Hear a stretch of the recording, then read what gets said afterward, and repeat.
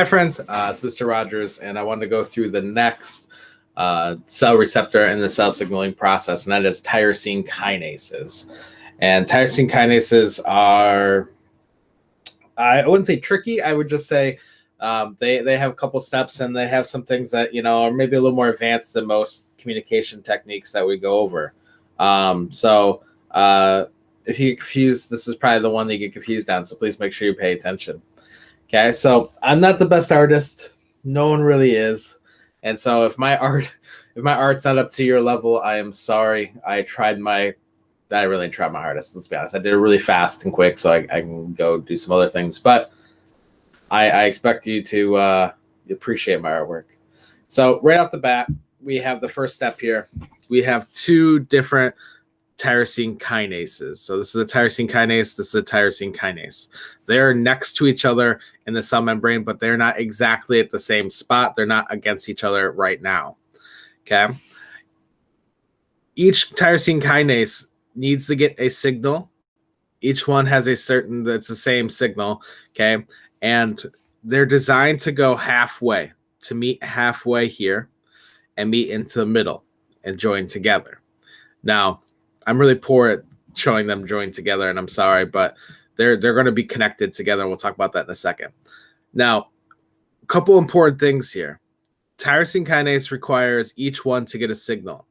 That's almost like a two-step verification on passwords. You guys might have things that have two-step verifications, like college applications, college accounts, stuff like that, or bank accounts.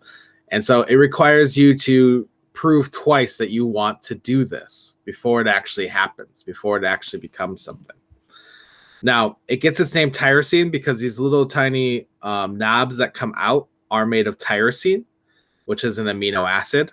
Okay. And so these little knobs, there's where they get the names. Kinase basically means active site or something that creates an action.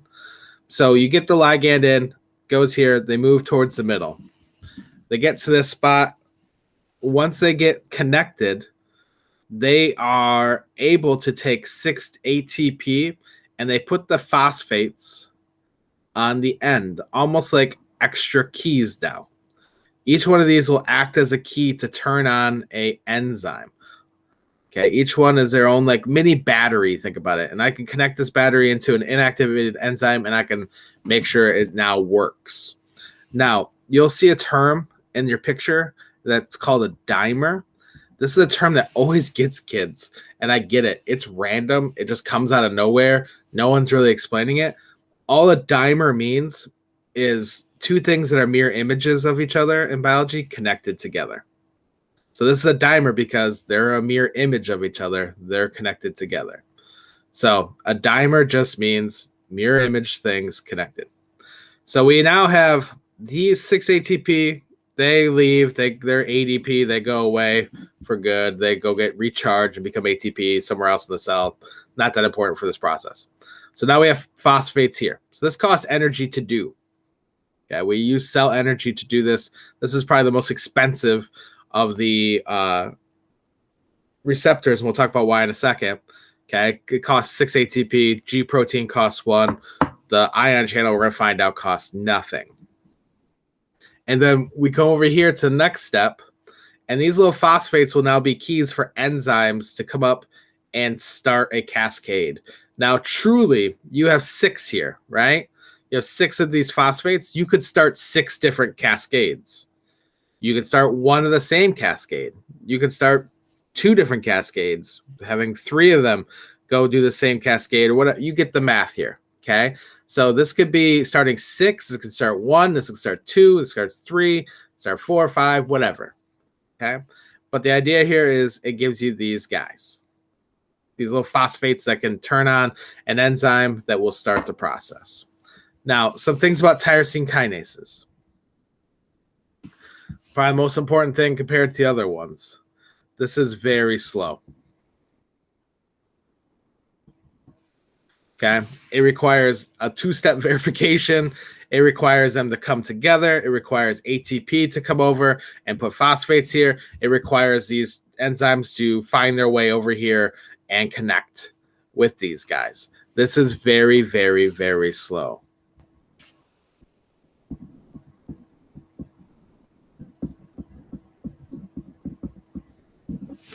Now, that being said, I want to put a asterisk here because nothing truly works every time, but it works every time.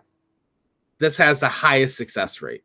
Tyrosine kinases are going to work. So if you have to send a signal or your cell needs to receive a signal, that's so important. It has to work every single time. I'm beating the desk because I want you to understand this. Has to work every single time you use tyrosine kinase because it's going to require time. It's going to take time, but it's going to work every single time. Now, you might ask yourself, well, why don't we just use tyrosine kinase all the time? One, it requires a lot of energy. Now, every single signal can require this much energy. We won't have enough energy to do that. Two, it takes a lot of time.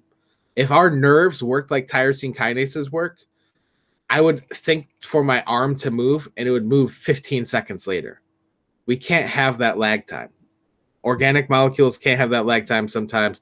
Organic things can't have that lag time. So tyrosine kinases are used for things that can go very slowly, but need to work. It has to work every single time.